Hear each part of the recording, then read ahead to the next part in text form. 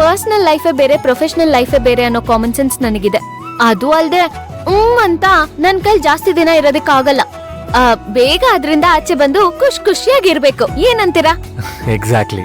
ನಾನೀ profession ಅಲ್ಲಿ high ಲೆವೆಲ್ಗೆ ಬೇಗ ರೀಚ್ ಆಗ್ಬೇಕು. ಅದಕ್ಕೋಸ್ಕರ ಕಾಯ್ತಾ ಇದ್ದೀನಿ. Super Sindhu, super.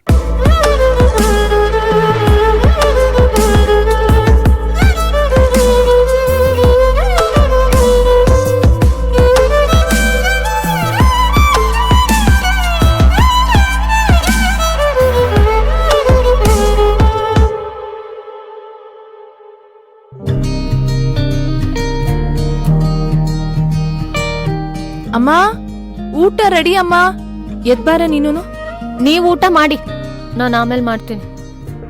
ಈಗ ಯಾಕೆ ಬರಲ್ಲ? ನಾನ್ ಬಂದ್ರೆ ನಿಮ್ ಮಿಸ್ಸಸ್ಸಿಗೆ ಆಗಲ್ವಲ್ಲ, ಅದಕ್ಕೆ. ಅವ್ರ ಕೋಪ ಕಮ್ಮಿ ಆದ್ಮೇಲೆ ಎಲ್ರೂ ಒಟ್ಟಿಗೆ ಊಟ ಮಾಡೋಣ. ಈಗ ನೀವು ಜಮಾಯಿಸಿ.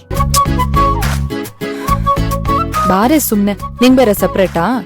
ನೀವ್ ಮಾಡಿ ಸಿಸ್ಟರ್, ಮೊದ್ಲು ನಿಮ್ ಹೊಟ್ಟೆ ಪೂಜೆ ಆಗ್ಲಿ. ಸುಮ್ನೆ ನಾವ್ ಯಾಕೆ?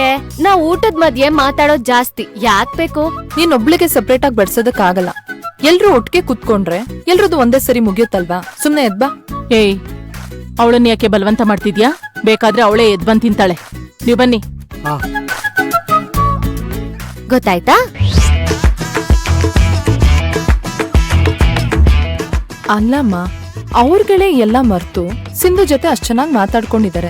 ನಿಂಗ್ಯಾಕಮ್ಮ ಅವಳ ಮೇಲೆ ಇನ್ನೂ ಕೋಪ? ಯಾರು ಮಾತಾಡಿಸ್ತಿರೋದು ಅವಳನ್ನ? ಸ್ವತಃ ವಿರಾಟೆ ಅವಳಿಗೆ ಕಾಲ್ ಮಾಡಿದ್ರಂತೆ. ಇವಳು ಮಾಡ್ಕೊಟ್ಟಿರೋ ಮಿನಿಯೇಚರ್ಸು, ಡಿಸೈನ್ಸು ಎಲ್ಲ ಅವ್ರಿಗೆ ಇಷ್ಟ ಆಗಿ ಅವರೇ ಇವಳಿಗೆ ಕಂಗ್ರಾಟ್ಸ್ ಅಂತ ಹೇಳಿದ್ದಾರೆ. ಆಮೇಲೆ ಇವಳ ಮೇಲಿನ ಕೋಪಕ್ಕೆ ರಾಕೇಶನ್ನ ಕೆಲ್ಸದಿಂದ ತೆಗ್ದಾಕ್ಬಿಟ್ಟಿದ್ರಲ್ಲ, ಈಗ ಮತ್ತೆ ಅವನನ್ನ ವಾಪಸ್ ತಗೊಂಡಿದ್ದಾರೆ.